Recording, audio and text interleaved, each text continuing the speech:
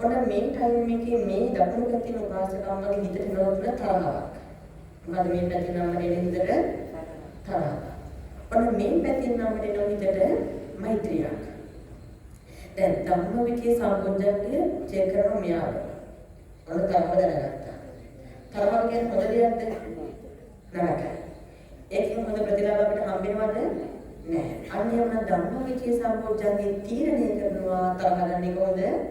නෑ කියලා. එතකොට මේක චෙක් කරන ඊට පස්සේ මෛත්‍රී කරන්නේ කොහොමද? හොඳද නරකයිද? හොඳයි.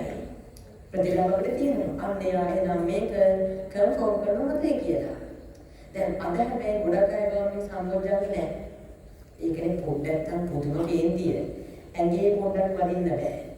කකුල ගැඟිල්ලක් පෑගෙන්න බෑ. නමක් කියන්නේ නමේ ස්පීකර් පාටි වැරදෙන්න බෑ. පුදුම කේන්ති. මගේ නමවත් හරියට කියාගන්න බෑ කියලා. දැන් අපිට ඒ ඉක්මනින් කේන්ති යන හේතුව අපි ගාව ධම්මවිචේ සම්බෝධ්‍යගේ සහ ප්‍රඥාව නැති හින්දායි. ධම්මවිචේ සම්බෝධ්‍යගේ තියෙනකොට යා තරහ ගන්න මොනවාද අපි නිවුස් එක දෙනවා. නැති අපි ඉතින් හැමදාම තරහගෙන අපි මන්දිමේ දුක් වෙනවා. ඔන්න එමනම් පින්නත් දැන් දෙවෙනි සම්බෝධ්‍යංගේ මොකද්ද? ධම්මවිචේ සම්බෝධ්‍යංගේ. තුන්වෙනි මොකද්ද? සමහරු බන අසති පැහැදී මින් යසට එනමුදු දොසක් පෙනෙනවා මගේ ඇස් දෙකට හරහාමිනේ නිදි කිරනවා එක පෙළට තව පොඩ්ඩෙන් වැටෙනවා පොටුවෙන් බිමට දැන් මේ වැටෙනකොට ජීවිතේ වැටෙන්නේ නැහැ පින්වත්නි.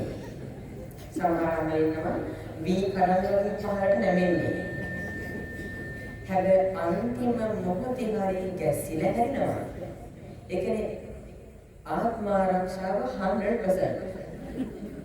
ඒ තමයි බිබර දෙන්න බේර ගන්නවා කොහොම හරි. තවදන්වල මේ කවිය කියද්දි එකටම නිදාගන්න කට්ටිය ඇහැරලා හිමින් බලන කොහොමද කියලා. ඒතකොට ඒක කවුරුත් නිදි නෑ.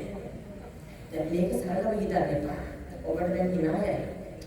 නමුත් මතක තියාගන්න බුදුබණ අහනකොට පින නිදිමත එන්නේ. හොඳට ඔබ තියාගන්න කෙලෙස් නැවති මාර්ගය නිසායි. මතක තියාගන්න ක්ලේශ මාර්ග ඔබ බණහන්නට කැමති නෑ. හේතුව බණහනකින් සංසාර ගමන ෂොක් වෙනවා. දැන් බ්‍රේක් වෙනවා. එතකොට දැන් සංසාර ගමන නවතන මාර්ගය කැමති කොහොමද නෑ. එයා මොනේ තව අපි දුවන ගමන සංසාරය. එතකොට බණහනකින් වෙන සංසාර ගමන නවතින එකනේ. ඒකට මාර්ගය කැමති නෑ. දැන් මේ හිතන්නකෝ ඔන්න අද පාසලේ මන්නේ මේ වෙතේ ග්‍රවුන්ඩ් එකේ මියුසික් ෂෝ එකක්. උපාසකවලට නම් කොහොමද? ඊළඟට කැඩෙන කම නටයි. අවුවදා පාසලේ අරින්න බෑජාවෙන් තොරණ කෙනෙකුට පත්තු මරින්නේ. දැන් ඒක තමයි කරන්න. ඔන්න හිතන්න අද ඔබ ගෙදර ඉන්න වෙලාවක. ඔන්න ඔබ පෞලි කට්ටියත් එක්ක ඔබේ ෆේවරිට් ෆිල්ම් එක බලනවා. තමන් කැමතිම චිත්‍රපටය. දැන් මේකේ ඩියුරේෂන් එක පින්නත් පැය දෙකමාරක් තිබ්බත් මේ පැය දෙකමාරේ ඉවරනකව ඔබට නිින්ද යනවද? ඉවර වෙනකම් හොඳට අවදියි. දැන් පැය දෙකක් විතර අවදියෙන් හැබැයි බලන්නවා කියලා විනාඩි 10ක් සමාවෙන්න ඉන්න බෑ. පාසිල් ගන්නේ සම්ම නෙගිටිව් කියලා. ඒ වෙලාවට 10ක්වත් නෑනේ පාසිල් දෙනකොට. ඒ මොකද චිත්‍රපටි බලද්දී සින්දුවක් දී කෙලස් අඩු දෙවෙනි වැඩි වෙන්නේ වැඩි වෙනවා. කෙලස් වැඩි වෙනවා කියන්නේ මායාවේ බාධාව අඩු වෙනවා. බණහනකින් කෙලස් අඩු වෙනවා මායාවේ බාධාව වැඩි වෙනවා. එනිසා නිදිමත ආවට කම්මැලිකම ආවට උපකරණාවන්තව වීර්යයෙන් බණහන්න ඕනේ. හරි එහෙමනම් තුන්වෙනි සම්බෝධ්‍යංගය තමයි විරිය සම්බෝධ්‍යංගය. දැන් කියන්න බයයි ඒක. ඊළඟ පැතුනානේ. හරි. මොකද්ද පින්වත්නි විරිය කියන්නේ? يعني සසර කතරෙන් එතරම් දරනා වූ යහපත් උත්සාහය වනාහි වීර්යය. දැන් මතක තියාගන්න නිවන් දකින්න කොහොමද වීර්යය ඕනේ? ඒ වගේම ජීවත් වෙන්න දැන් අපේ බාලසූරිය මහත්තයා ගන්න. දැන් ඔබතුමා තැපැල් කන්තුනේ වැඩ කරනකොට කම්මැලි කමේ නිදාගත්තා නම් වැඩ වෙනවද? වෙන්නේ නැහැ. දැන් අපි තාත්තලාත් එහෙමයි. වැඩට ගිහින් කම්මැලි හිටියොත් වැඩ වෙන්නේ නැහැ. ඒකකොට දැන් මතක තියාගන්න සල්ලි හොයන්නත් මොකද ඕනේ? විදිය උත්සාහය ඕනේ. ඔය මොකද ඕනේ? දැන් අපි අසම්හරම් වලින්නවා කෑම උයලා පිඟානකට බෙදලා අත හොදන්නත් අරගෙන ළමයි කාමරේටම ගිහිල්ලා පුකුලෙන් කෑමක තියලා කියලා. ඉතින් එච්චර කරන ළමයාට මේක අනාගත කන්න මොකද ඕනේ? ඒ උත්සාහය ඕනේ. මතක තියාගන්න එස මේ ජීවිතේ හැම දෙයකටම උත්සාහය ඕනේ. දැන් අපි ළමයි එක්සෑම් බින් කරන්න බිස්නස් එකට සාර්ථක කරගන්න මොන දෙයකට කැමති මොනේ පින්නන්නේ. දැන් උත්සාහය අපි ගාව නැත්නම් අපිට වැඩ කරගන්නට බැරි වෙනවා. දැන් ඒව මේ සාමාන්‍ය ජීවිතේ වගේ නමුත් ධර්මයේ පැත්තෙන් ගන්න උත්සාහයට වෙනයි. දැන් අපි අම්මලා ටිකේම නිවන් දකින්න වීර්යවන්ත වෙනවද? 100 කොච්චර විතර ප්‍රසන්ටේෂන් එක කොච්චර තියෙනවද? 10ක් 20ක් අනුමත විතර තියෙනවද? එහෙනම් දැන් අනාගාමී. දැන් ඇත්තටම කැප වෙන්න විශේෂයෙන්ම අපි උපාසකම්මලා. ඒක වැඩි කාලයක් නෑනේ. දැන් පාර්ට් එකේම ගෙවිලා තියෙන්නේ.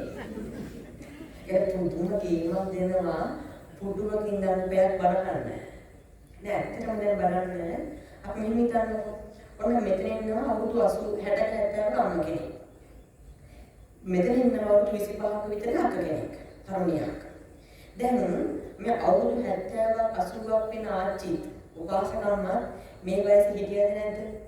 හිටියා. දැන් වයසක උපාසකම්මගේ කෙස් ටික මොන පාටයිද? කළු පාටයිද? සුදු. දැන් නම් කළුවේ කොහොමද ඉතින් අවුරුදු 80ක් වුණ සමහර අම්මලා. කළු කරනවනේ. සුදු වෙන කියන්නේ එකක් පාටයි. දැන් ඇත්තටම පින්නත් මේ උපාසකම්මලගේ වයසක හරි කෙස් ටික කළුයි මේ සුදුයි තරුණ කට්ටියගේ කෙස් ටික කළු. දැන් අද වයසකම්මලගේ කෙස් ටික සුදු වුණාට ඔබට කාලයක් තිබ්බ ඔබේ කෙස් ටික කළුවට තියෙන. නමුත් අද ඒක ඔබෙන් ගිලිහිලා. දැන් අද වයසක උපාසකම්මලගේ හැම ටික කොහොමද? වැඩි පිටිලා. නමුත් තරුණ කට්ටියගේ හැම ටික සොෆ්ට් නේද? දැන් නමුත් ඔය අපේ උපාසකම්මල සමහරනවා පින්නත් දැන් ග්‍රැජුවේට් තිබ්බා පේන්න දෙන්නේ නැහැ. ඉන්ජෙක්ෂන් එක අදිනවා. එහෙම නැත්නම් අත පුරාම මේ වලලු. ඒක හැම පේන්නේ නැහැ. අද ඒක වලුනාට පස්සේ ඔය වලලු ටික විතරයි පේන්නේ. දැන් නම් අද ඔබේ හැම රැඩියට නට. වයසකම්මල ඔබට තරුණ කාලේ හොඳට හැම තිබ්බද නැද්ද? තිබුණා. දක්ටික ශක්තිය හැමදේම. ඉතින් අද වෙද්දී ඔබේ මේ ටික ගිලිහිලා. දැන් තරුණ කට්ටිය මතක තියාගන්න දවසක අපිට වෙන්නේ ওই ටිකම තමයි. ඉතින් දැන් අම්මලා ටික දැන් පහුකර දැන් අන්තිම කාලේ ඇවිල්ලා ඉන්නේ. ඔය කාලේ පින්නන්නේ නිවන් දකින්නේ වීර්යවන්ත නොවුනොත් කැප නොවුනොත් ඔහොම වැල්ල කියෝකින් කොහෙද යන්නේ? සතර පායි නරක තිරිසන් ප්‍රේත අසුර. දැන් අද ඔබට මේක සරලයි. මේ සතර පාය ඔබ සමහර කියන්නේ ඕන එකක් වෙච්චාවේ මම මරණවන ටික වෙන්නේ ඉන්න කාලේ සැපින් ඉන්න ඕනේ. එම්ටික පව් කරගෙන ඉන්නවා. නමුත් මතක තියාගන්න සතර පායට වැටුණොත් පින්නත් ආය කල්ප ගන්න බේරිල්ලක් නැහැ. ඔබ කියවල තියනවද මජ්ක්‍ධිම නිකාය උපරිපන්නාසකේ තියෙනවා සූත්‍රයක් දේවදාවන්ගේ දේවදූත කියලා. මේ දේවදූත සූත්‍රයෙන් කියවෙන්නේ අපාය දුක. දේවදූතයෝ පහක් ඉන්නවා. ලස්සන සූත්‍රයක් කියවන්න දේවදූතයෝ පහක් ගැන කියවෙනවා. ඒ වගේම අපාය ස්වභාවය කියවෙනවා. මම ඔබට එක අපාය ගැන පොඩි පැහැදිලි කිරීමක් කරන්න. මට හැබැයි නම නම් මතක නෑ මේ අපාය නම් ස්වභාවය මෙන්න මේ වගේ. ඔන්න මේ අපාය හැටි කොහමද? මේ අපායේ සම්පූර්ණම ඉන්නේ පින්නත් පණුව. මොකද ඉන්නේ පණුව. නමුත් මේ පොඩි වෙන පණුව නෙවෙයි ඉදිකටු වගේ උල් සහිත පණුව.